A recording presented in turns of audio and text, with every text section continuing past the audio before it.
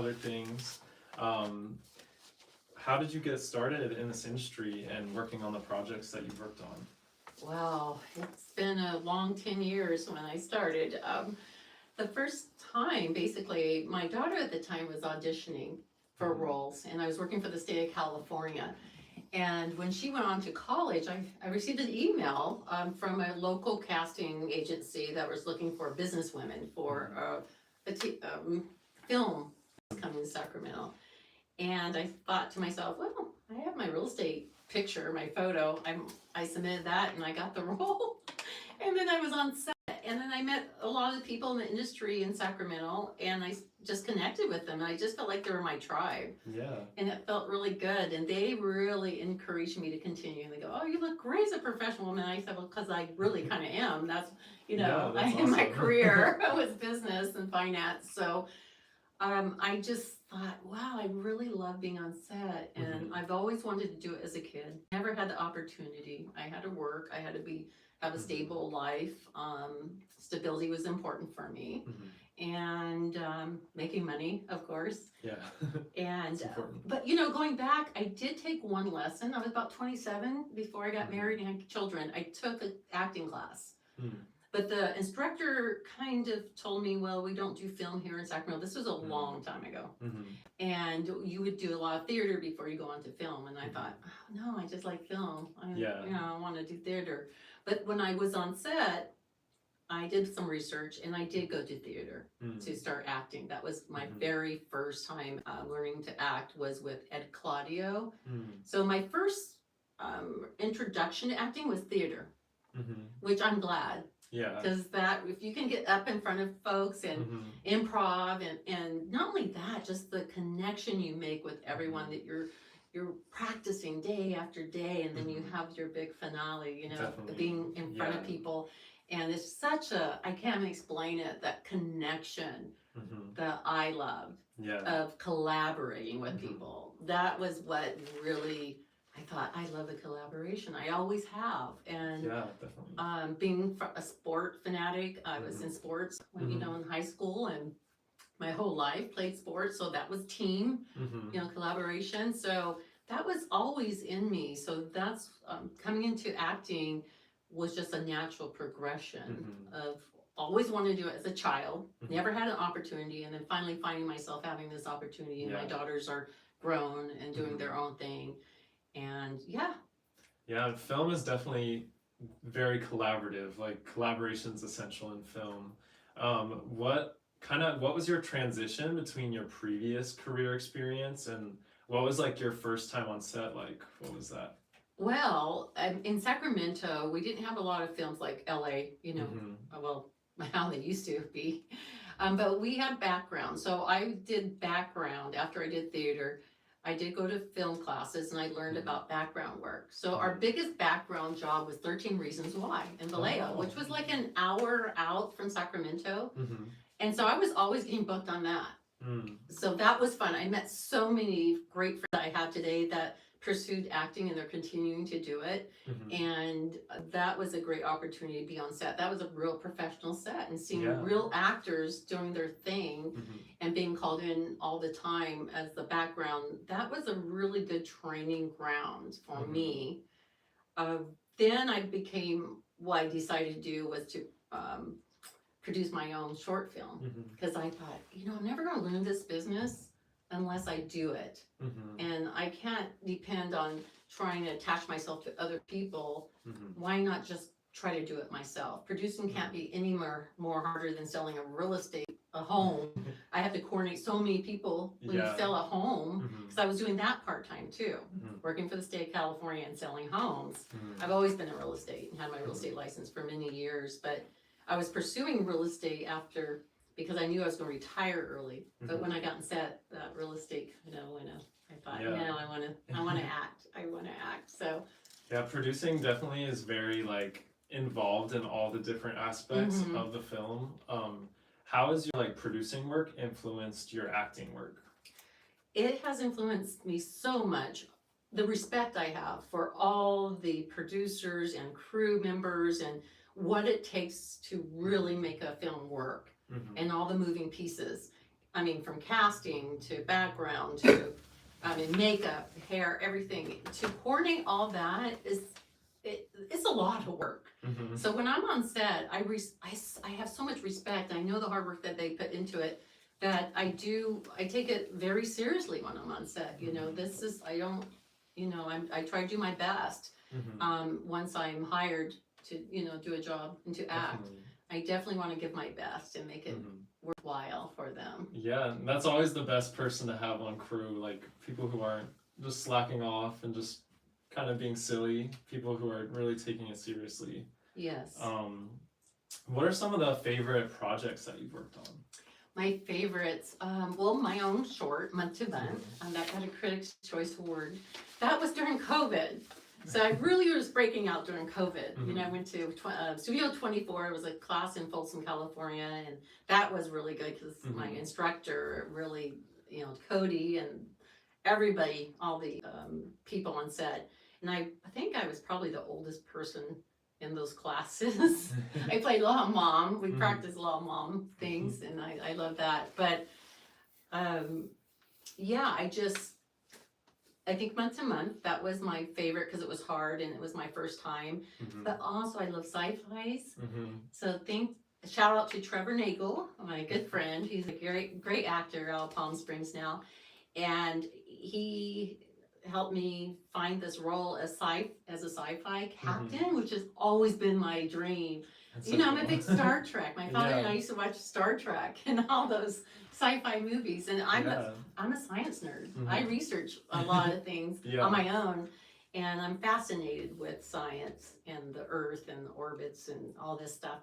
And so when I was Captain Terry, I was on set in Glendale on a real spaceship, and it was so real feeling. And so that was probably one of my favorite roles, other than Month to Month. And I think everyone is kind of my favorite in its own way. It's challenging because every role is a little different. Have you been on a set before where sometimes all the crew and actors get really close because you spend so much time together? Have you ever felt that way on set where everyone's kind of like a family? 100%. I think Month to Month was like that. I love everyone on that set, and I received so many compliments. Everyone said they had so much fun on our set. You know, it was good energy. So when there's good energy, I think it just makes the set just more trustworthy. When I say trustworthy, people trust each other. Definitely. And we need that. Actors have to trust that the crew and everyone kind of has your back, that you're celebrating them. That brings out the best work. Definitely. When you start having side eyes or the evil eye at you or that energy, you're like, oh, it can kind of twist a lot of things and play with your head a little bit as an actor. But there's quite a few of them that we became really close, and I'm still friends with a lot of folks too. You know, that I work with because we connected. Maybe not all of them. You don't connect with everybody, but there are one or two up, you know, with every set that you're following each other and you're seeing their career blossom. And I love that. It almost makes the wrap at the end bittersweet. It is. You don't want it to end necessarily, but it's kind of sad, you know. Are there any current projects or upcoming projects that you're excited about? Well, I'm producing another one, Mistaken, and we're in post. It's taken a while. We learned.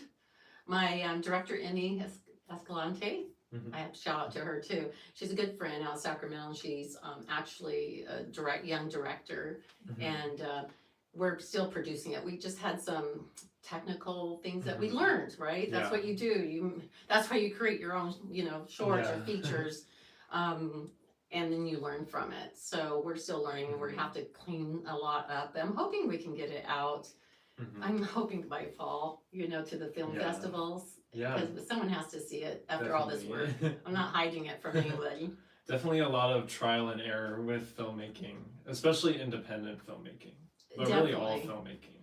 Yeah, and that's what I've been doing independent. Now Mhm. I'm ready to cross over into network and Yeah. the agent here in Los Angeles. I'll be working on that this year Yeah, because and such an essential part is the networking. So do you have any like tips for the audience, like how you network as an actress and producer? yeah, I guess for me, a lot of my networking was on set, Mm-hmm. and I still in ways do background work. I Mm-hmm. don't mind doing background, and I have more connections doing background work as well. Mm-hmm. But being on set, you really network a lot. I did start Up and Comers of Hollywood, which was Mm-hmm. it's a podcast. It's still on YouTube and it's on Spotify. I took a little break, so I might go back to it because I just love the premise of Mm-hmm. interviewing people from all over the world that came to LA and hearing their stories and their different type of entertainment careers Mm-hmm. here, just not actors or directors. Yeah. But that really helped with networking. I think just being diverse with your Mm-hmm. networking. Yeah. I mean, from Instagram, I'll reach out to people, I'll ask them questions if I'm curious, Mm-hmm. or tell them they're doing a great job and we start Mm-hmm. connecting. And then maybe we'll go out to coffee, like, hey, or I want to come see your play. I Mm-hmm. love to support people's Mm-hmm. plays here. Definitely. Yeah. And if I can, I know I Mhm. missed someone's I met on set and I feel so bad for it, but Mm-hmm. you get kind of It busy happens. with Yeah. auditions. Oh my gosh, self-tape auditions has Mm-hmm. been a whole different beast in itself. Mm-hmm. And you're at home by yourself and just learning your lines and doing your Yeah. own thing. And then, but yeah, I would say social media, Mm-hmm. reaching out, doing coffee dates, Mm-hmm. going to events. LA, Mhm. I mean, I don't know if this is going out just LA or around the world, but Mm-hmm. I'm sure every community has a community of actors Mm-hmm. that they come together trying to do it Definitely. through Meetup Yeah. or so just go out there and just start seeking. I always Mhm. think, and I always use this term, seeking ye shall find, Mm-hmm. because that's basically what happens when you want to get out there and meet people. You will Definitely. find your tribe or find different people and connect with them. Yeah. LinkedIn is another good one Mhm. too. LinkedIn, Yeah. that's a professional one. That's Mhm. great. Uh, yeah, and just follow people and see what's going Mhm. on because they're sharing community events too. Mhm. Yeah. And You- definitely, if people want to get started, you can't just stay in your home and try to just like do it from home. You have to go out and seek, like you said. It's definitely very important to support the arts. And I feel like your podcast, it sounds a lot similar kind of to our show and what we do. Do you have any like favorite episodes that you've worked on or kind of like ways your podcast has changed throughout the time you've done it?